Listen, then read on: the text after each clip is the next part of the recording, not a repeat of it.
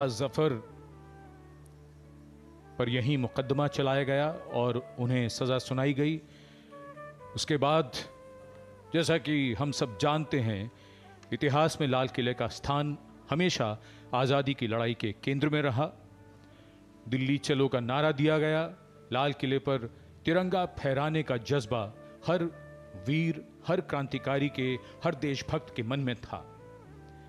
यहीं लाल किले में आज़ाद हिंद फौज के अफसरों पर मुकदमा चलाया गया और बिगुल की आवाज जो उद्घोष है इस बात का कि आगमन हो रहा है प्रधानमंत्री का।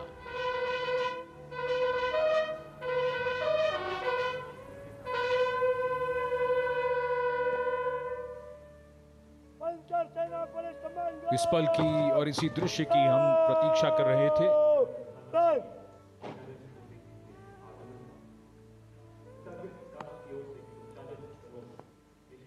लाल किले के लाहौरी गेट पर प्रधानमंत्री की अगवानी के लिए तैयार देश के रक्षा मंत्री राजनाथ सिंह, रक्षा राज्य मंत्री Sanjay Seth,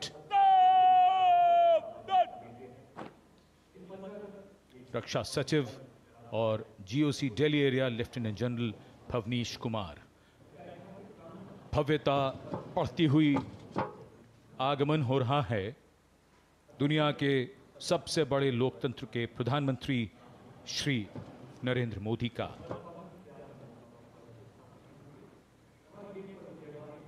The National Flag Guard, the Guard Commander, Commander Vinay Dubey giving the commands as the Prime Minister's carcade gently takes the curve of the moat to arrive towards the Lahori Gate side.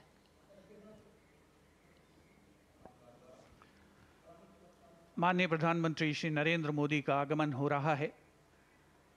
हमारे राष्ट्रीय पर्व 78वें स्वाधीनता दिवस समारोह के मुख्य आयोजन स्थल यानी ऐतिहासिक लाल किले की प्राचीर से, जहां से आज वे देश को संबोधित करेंगे।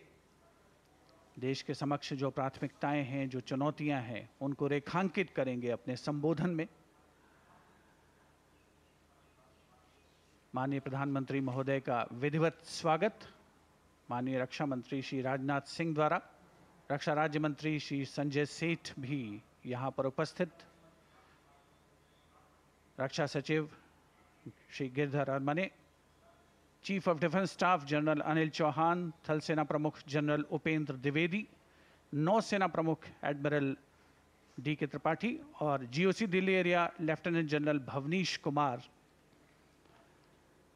माननीय प्रधानमंत्री महोदय को एस्कॉर्ट करते हुए गार्ड ऑफ ऑनर जहां उन्हें पेश किया जाएगा संयुक्त सेना पुलिस सम्मान गारद के द्वारा।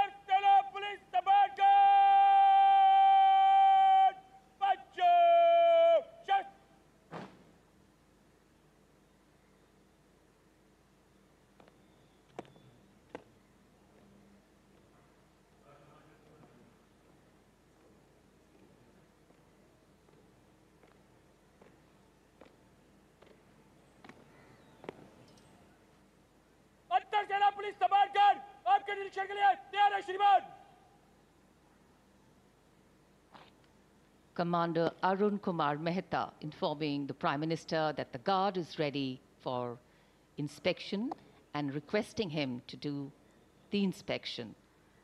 And once the inspection starts, the band positioned there will strike up a slow march. प्रधानमंत्री को सलामी गारद देने वाले दस्ते में थल सेना, नौसेना और वायुसेना और दिल्ली पुलिस के एक अधिकारी और 24 जवान शामिल हैं।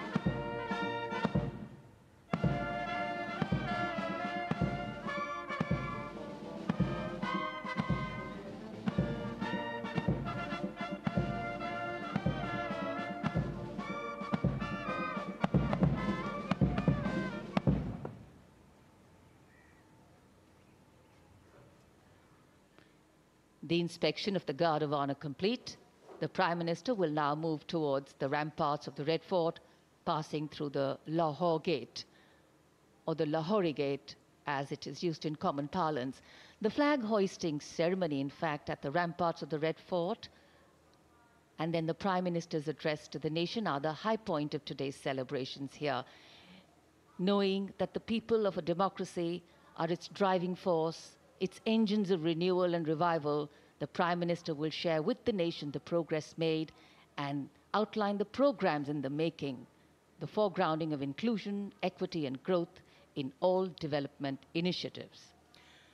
सम्मान गारद का निरीक्षण करने के बाद अब प्रधानमंत्री लाल किले की प्राचीर की ओर अग्रसर विशाल और भव्य लाहौरी गेट से गुजरते हुए प्रवेश के लिए इसमें एक काठ का पुल है। लाहौरी गेट 41 फीट ऊंचा और 24 फीट चौड़ा, ऊंचा मेहराबदार दरवाज़ा, दरवाजे की 3 मंजिलें, और यहाँ से प्रवेश करने के बाद प्राचीर पर पहुँचने के लिए सीढ़ियाँ हैं और अब तो यहाँ विशिष्ट व्यक्तियों के लिए लिफ्ट भी है। शाहजहां ने जब लाल किला बनवाया था तब यहाँ ये प्राचीर नहीं थी, इसे बाद में औरंगजेब ने बनवाया। इसी दरवाजे के ऊपर प्राचीर पर पहली बार सन 1947 में भारत का राष्ट्रीय ध्वज, हमारा प्यारा तिरंगा फहराया गया था 16 अगस्त 1947 को।